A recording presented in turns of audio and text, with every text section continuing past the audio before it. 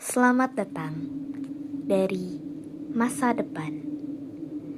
Saat ini kamu berada di masa lalu. Masa di mana hanya ada jejak-jejak peristiwa tanpa ada catatan waktu yang tercatat. Di masa ini ada kisah-kisah yang mungkin tidak pernah kamu dengar. Maka sekarang dengarkan kisah ini baik-baik. Di ujung timur Pulau Jawa, ada sebuah tempat yang tidak hanya menyimpan sejarah, tapi juga sesuatu yang lebih tua dari itu. Rowo Bayu. Sebuah kawasan yang dikenal sunyi. Namun, bagi sebagian orang, kesunyian di sini bukanlah ketenangan, melainkan pertanda. Karena di balik kabutnya ada satu nama yang jarang disebut dengan suara keras. Nyai Resek. Setelah tragedi Perang Puputan Bayu, warga memberikan sesajen untuk mereka yang berkorban. Kepala dan kaki kambing selalu hadir untuk mereka di rawa itu. Tidak ada yang benar-benar tahu siapa Nyai Resek sebenarnya.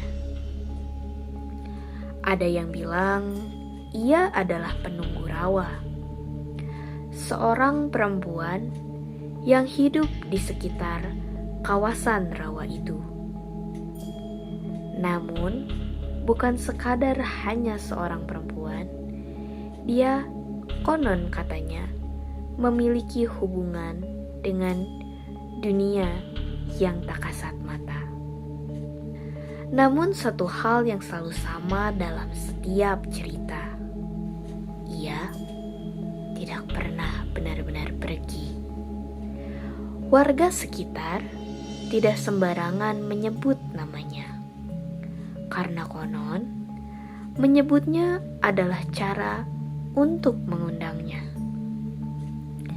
Beberapa cerita mengatakan Nyai Resek sering muncul, mendatangi orang-orang yang datang dengan niat yang tidak baik. Mereka yang datang untuk mencari sesuatu yang seharusnya tidak mereka cari. Dan ketika itu terjadi, tidak semua dari mereka akan pulang dan kembali dengan keadaan yang sama. Ada satu cerita yang sering dibisikkan dari mulut ke mulut tentang 3 orang pemuda yang datang ke Rowo Bayu di tengah malam. Mereka datang untuk meminta. Katanya mereka ingin kekayaan. Mereka ingin nomor judi. Malam itu mereka mencarinya. Dengan berani mereka mengintip tempat itu. Petilasan Prabu Tawang Alun. Di saat mereka mengintip tempat itulah jantung mereka tiba-tiba berhenti. 3 mayat pemuda terbaring di sana, persis seperti mereka yang tadi malam mengintip petilasan Prabu Tawang Alun. Dan di saat itulah perempuan itu muncul di belakang mereka. Parasnya sangat cantik. Tangan lentiknya menawarkan sebungkus nasi kuning. 3 pemuda itu terdiam. Mereka mengulurkan tangan mereka dan mengambil nasi kuning itu. Lalu berlari dan keluar dari Rowo Bayu. Setelah keluar dari Rowo Bayu, mereka jatuh pingsan. Namun, ada satu hal yang janggal. Setelah keluar dari Rowo Bayu, badan mereka sangat bau. Dan baunya seperti bau mayat. Keesokan harinya, mereka bangun dengan rasa takut yang menjalari seluruh tubuh mereka.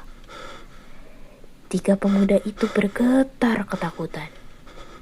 Karena nasi kuning yang mereka ambil tadi berubah menjadi kepala dan kaki kambing.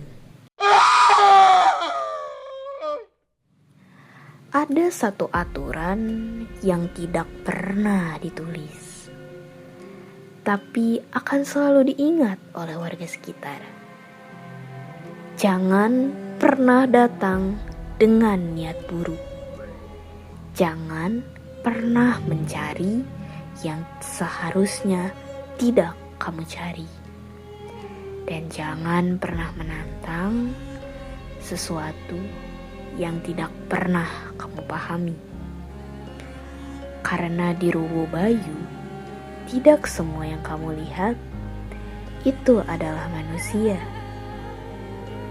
Nyai Resek mungkin hanya cerita, atau mungkin sesuatu yang tetap ada di antara kabut dan air yang tenang, menunggu, mengamati, dan sesekali menampakkan diri kepada mereka yang dipanggil.